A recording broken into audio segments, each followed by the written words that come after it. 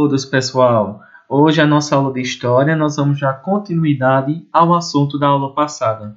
Vocês se lembram que o assunto que nós falamos na semana passada foi falando sobre a civilização mesopotâmica. E a civilização da Mesopotâmia, todo mundo se lembra que a gente falou que foi o lugar onde surgiu as primeiras civilizações da humanidade. Lá na Mesopotâmia, ela surgiu em uma região que ela é bastante fértil. E ela tem o formato de uma lua crescente. Por isso que essa região é chamada de crescente fértil.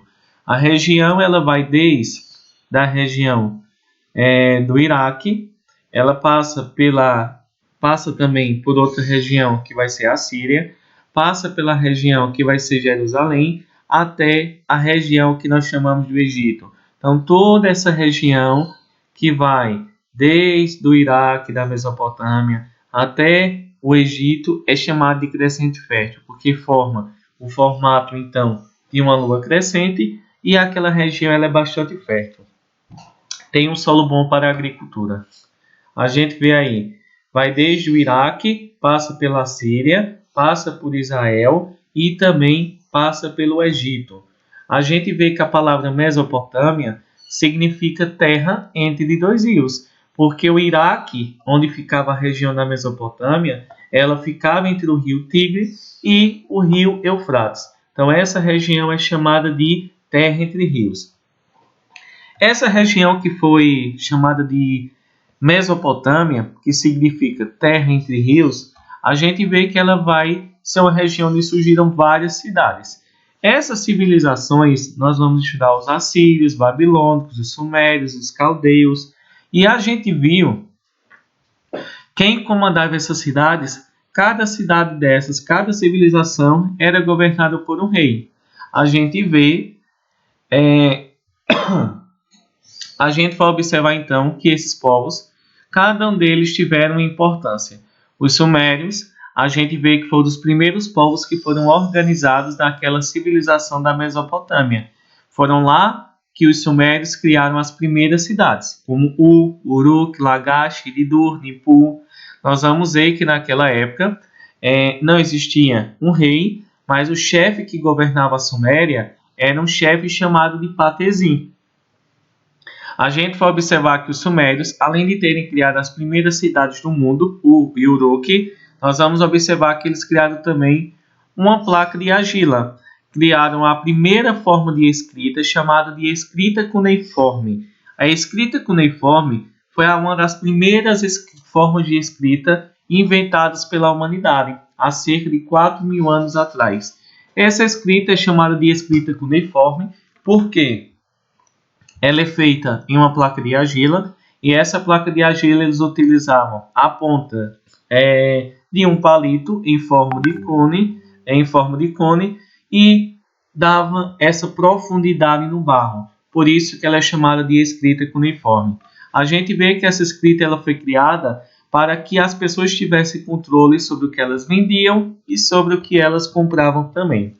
A gente vai observar que esses povos acabaram brigando entre si e as cidades acabaram sendo dominadas por outros povos.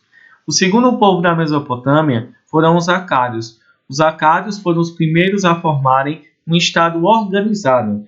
E entre essas civilizações, os acádios foram os primeiros a entregarem todo o poder apenas para um rei. Então o rei ele começou a surgir a partir dos acadianos. Foram eles que colocaram o rei para governar todo o reino dos acádios. A gente vê os babilônicos. Os babilônicos, a gente vai observar, a gente vê que eles fizeram grandes mudanças na região da Mesopotâmia. Construíram vários palácios, construíram também vários templos religiosos. Vamos ver que também eles criaram um código de lei muito conhecido, chamado de Código de Hammurabi. Esse Código de Hammurabi que a gente vai observar foi um código escrito pelo rei chamado Hammurabi, e Hammurabi ele decidiu fazer esse código e ele dizia olho por olho, dente por dente. Então, olho por olho, dente por dente é o princípio que essa lei que era o Código de Hammurabi, ele seguia. A gente vai observar que esse olho por olho, dente por dente, vai ser por volta do século XVI que o Império ele foi aniquilado por várias invasões. Embora a gente saiba que os babilônicos, que também eram chamados de amoretas, os babilônicos, então, eles vão criar essa lei para organizar o território da Mesopotâmia. E a gente vê que os babilônicos, criando o Código de Hammurabi, eles eram bastante severos. Se uma pessoa matar outra, ela vai ser morta. Se um pedreiro construir uma casa, fizer uma casa mal feita e aquela casa matar alguém, por exemplo, o filho do dono da casa, o filho do pedreiro também vai ser morto. Se alguém roubasse, tinha as mãos cortadas. Então a gente vê que o Código de Hammurabi realmente era olho por olho, dente por dente. E estudamos essa lei do Código de Hammurabi, ela era chamada também de lei de talião, porque talião significa tal qual. Significa se você fizer algo, você vai pagar da mesma forma que você fez com alguém. Em seguida vimos os assírios. Os assírios foram os povos da Mesopotâmia mais cruéis que existiram. Eles eram os mais ferozes, os mais guerreiros, e principalmente eles saqueavam, que significa roubar, eles destruíam e massacravam os seus inimigos. Nós vamos ver que eles costumavam cortar os dedos, as mãos, as orelhas dos seus inimigos. E a gente vê que um dos últimos povos que viveram na região do Iraque, na região da Mesopotâmia, lá na Antiguidade, a gente vai estudar que foram os caldeus, ou que formaram o segundo povo ou o segundo império da Babilônia. O segundo império da Babilônia, que será governado pelos caldeus, nós vamos ver que eles vão transformar novamente a capital de toda a região da Mesopotâmia, se tornou novamente a Babilônia, porque eles retomaram o poder dos assírios, e a gente vê que a partir daí surgiu um imperador, um rei muito famoso, chamado de Nabucodonosor. A gente vai observar que Nabucodonosor, a partir desse momento, ele vai construir então várias obras, como o Jardim Suspenso da Babilônia, que era uma espécie de zigurate. Isso significa o quê? A gente vai observar que esse que nós chamamos de Jardim Suspenso da Babilônia, que eu mostrei na semana passada, foi um grande edifício que tinha várias escadas, várias escadarias. Então a gente vê que era chamado de esse Jardim Suspenso, eram vários edifícios, e a gente vê que em cada parte do edifício, desse grande zigurate, que era uma espécie de uma pirâmide, só que com escadarias, a gente vê que o Jardim Suspenso ele era feito principalmente aqui. Cada degrau, cada parte, cada andar do edifício haviam jardins. Por isso que era chamado de Jardim Suspenso da Babilônia. Não existia uma prova que realmente existiu, mas, de acordo com os relatos históricos, dizem que o rei Nabucodonosor ele fez para agradecer e para homenagear a sua esposa, que queria ter um jardim na sua casa. Então a gente vê que foi para homenagear, foi de presente à sua esposa que ele construiu esse jardim suspenso. Também foi no período dele que houve a construção do que nós se lembramos de Torre de Babel. A Torre de Babel, que vocês se lembram, ela tem na Bíblia. Não existe nenhuma prova que ela foi criada. Mas, de acordo com a época, nós tínhamos aí um edifício que era chamado de zigurate. Era uma espécie de montanha, de um templo, de um edifício muito grande, que eles construíam com vários degraus, várias escadas, certo? A gente vê que, de acordo com os relatos da época, essa Torre de Babel, ela tinha cerca de 215 metros de altura, e a gente vê que essa Torre de Babel é porque o povo da Mesopotâmia, lá da Babilônia, queriam atingir os céus, queriam chegar ao céu. Vejam aí que essa Torre de Babel era um edifício, um local que eles construíam, vários edifícios, vários templos, e esse edifício, ele tinha várias escadarias. Eles chamavam naquela época de zigurate, que era um tipo de construção que havia muito naquela época. Um edifício muito grande, não como nós temos hoje prédio, viu gente? Eles não podiam entrar dentro dele, ficavam apenas na parte de fora.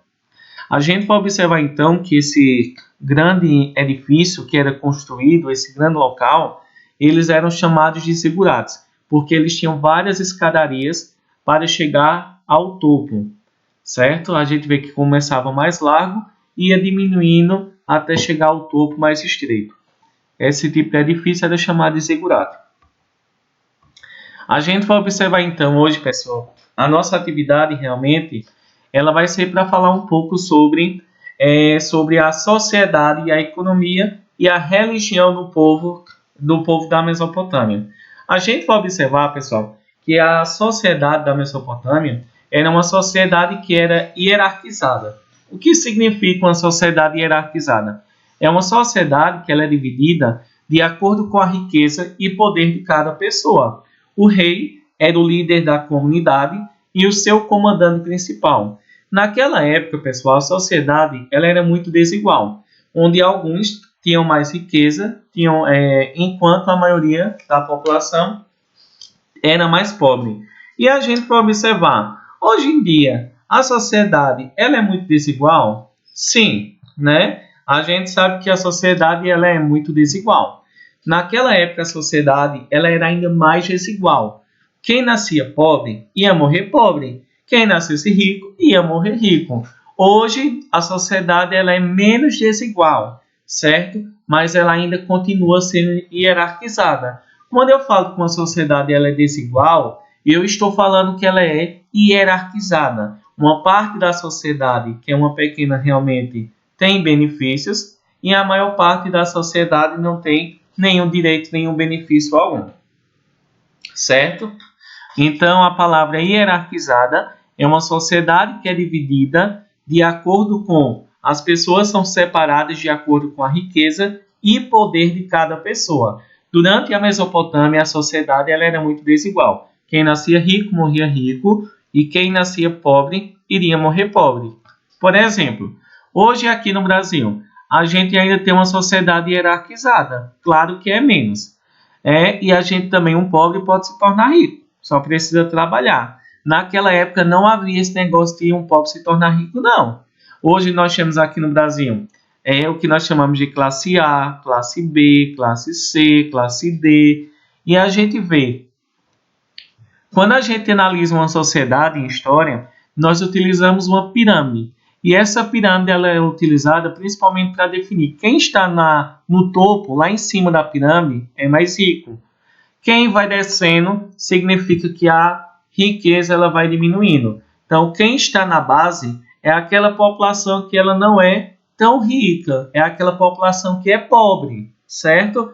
Quem está em cima é rico e quem está na base é pobre. Então, significa que aí o azul é mais rico, o verde já tem menos riqueza, o verde claro tem ainda menos. Nós temos aí, na faixa amarela, que seria a classe B, já tem uma classe aí, uma classe média, e a classe baixa, ou seria aí quem está na marrom. Então, a gente vê que ainda hoje nós temos uma sociedade hierarquizada. É menos do que antigamente, porém, ainda a gente vai ter, certo? A gente vai observar que durante a Mesopotâmia tem uma questão que vocês vão precisarem ver esse vídeo e memorizem aqui, que vocês vão observarem aí. Nessa questão, ela está mostrando como a sociedade durante a Mesopotâmia ela era dividida, ela era bem desigual, era dividida em 4 classes sociais, certo? Classe social quer dizer grupos sociais. Nós vamos ver que os mais ricos eram o rei, o sacerdote, os nobres e militares estavam na segunda classe social, tinham menos riqueza do que o rei. A terceira classe estavam os comerciantes, escribas e artesãos. E na parte de baixo, que eram os mais pobres, eram aqueles que trabalhavam manualmente, utilizando as mãos, como os camponeses e como os escravos. Eu coloquei uma definição para ajudar vocês, que vai ser assim. A gente vai observar aí que a sociedade ela é dividida assim, de cima para baixo. Quem está na parte de cima é mais rico e quem está na parte de baixo é mais pobre. Nós temos o rei. O rei era o líder da comunidade, era ele que mandava em tudo. Os sacerdotes, era ele que cuidava da religião, tipo um padre. Só que naquela época eles acreditavam em vários deuses. Temos aí os nobres, que eram ricos e donos de terras. Os militares eram soldados, comerciantes, vendedores, escriba, uma pessoa que dominava a escrita, que não era todo mundo naquela época. Artesão é um profissional que fabrica produtos, principalmente trabalhos manuais, como por exemplo, um carpinteiro, um ferreiro, que produz objetos, produz cestos, ele é chamado de artesão. Vamos ter também aí um camponês. Camponês é uma pessoa que trabalha no campo, é um agricultor. Temos também os escravos. Escravo é uma pessoa que pertence a outra pessoa. Então a gente vê que é assim que estava dividida a sociedade da Mesopotâmia. Desde cima, que era o mais rico, até a parte de baixo, que era a base da pirâmide social, que é a parte mais baixa da sociedade. Então, toda vez que vocês se lembrarem da sociedade da Mesopotâmia, era uma sociedade que era dividida em hierarquia, em classe social, que ela era desigual. E quem tinha mais direito era quem estava no topo da pirâmide social, e ela vai diminuindo, certo? Quem está no topo é mais rico, e quando ela vai de cima para baixo, a riqueza ela vai diminuindo. Então, em história, sempre nós vamos estudar para analisar a sociedade, como é que ela estava organizada, nós vamos sempre estudar por meio dessa pirâmide. E essa pirâmide é uma forma de dizer que a ponta dela, a parte de cima, a gente vai dizer que ela é menor, então aquela parte da sociedade mais rica, ela é muito pequena. E ela também vai o quê? De cima para baixo, ela vai enlarguecendo. Significa que quem está no topo é mais rico, depois os sacerdotes são menos ricos, depois os comerciantes são menos ricos ainda, e vamos ter a camada mais pobre que existia, era sem dúvida os camponeses e os escravos. Então a gente vê que essa forma de analisar a sociedade ela é muito boa, muito interessante, e todo mundo precisa aprender, porque toda sociedade ela é analisada assim, por meio da pirâmide social, para analisar como é que está distribuída a riqueza e como a sociedade ela se organizava, tanto pela riqueza como também pelo valor que as pessoas elas tinham. Como é que eles sobreviviam? O que é que eles produziam para sobreviver? A economia do povo da Mesopotâmia ela era dividida em duas. A gente vê, era baseada na agricultura, na produção de alimentos, eles criavam animais, no artesanato, produzindo objetos, produzindo roupa, não é? Como uma costureira, seria um artesão, um carpinteiro, produzindo aí objetos, produzindo móveis. Vamos ter o comércio também. Então a gente vê que eles produziam, comércio quer dizer a venda de produtos. Então a gente vai observar que a economia da Mesopotâmia ela era muito diversificada. Porém, principalmente os produtos que geravam a riqueza da civilização da Mesopotâmia era a agricultura e o comércio. A gente vai observar aí, pessoal, que eles também produziam cereais, como por exemplo o trigo, que a gente tem hoje na nossa casa, que está a parte de cima. Nós temos o de baixo, que é a cevada, que produz a bebida. Nós temos também o centeio, que é esse que está à nossa direita, pequenininho. A gente tem aí a pecuária, criação de animais. Eles criavam porcos, bois, ovelhas, certo? Porém, a principal riqueza que eles tinham era baseada no comércio, venda de produtos e também na agricultura. Aí a gente tem aqui, pessoal, a gente vai observar aqui, por último, que a riqueza do povo da Mesopotâmia ela vinha da agricultura e do comércio. E para a gente finalizar a nossa aula de história hoje, nós vamos analisar que o povo da Mesopotâmia era um povo que acreditava em vários deuses. Então eles eram o quê? Politeístas, isto é, acreditavam em vários deuses. A palavra politeísta vem assim: poli significa muito, teísta significa Deus. Então significa acredita em vários deuses. Naquela época, cada cidade ela tinha o seu deus, tinha um deus diferente. Então, cada deus protegia uma cidade e eles acreditavam que esses deuses eles tinham que satisfazer as suas necessidades. Então, eles sacrificavam animais, certo? A gente vê que eles davam oferendas, certo? Então, sempre eles tinham que agradecer aos seus deuses para que eles recebessem algo em troca. A gente vai observar aí, pessoal, que existiam vários deuses. Nós temos aí, por exemplo, Anu, que era o pai dos deuses e protetor da cidade de Uruk, Enlil, que era o dono do destino e protetor da cidade de Nippur, Assur, que era o senhor da guerra e o mais cultuado deus assírio, do povo mais cruel da Mesopotâmia, Ishtar, que era a deusa do amor e protetora da cidade de Uruk. Então, nós temos aí Ishtar, essa é a deusa do amor. Enki é o senhor das águas e criador da humanidade. Enki foi ele responsável pela criação da humanidade.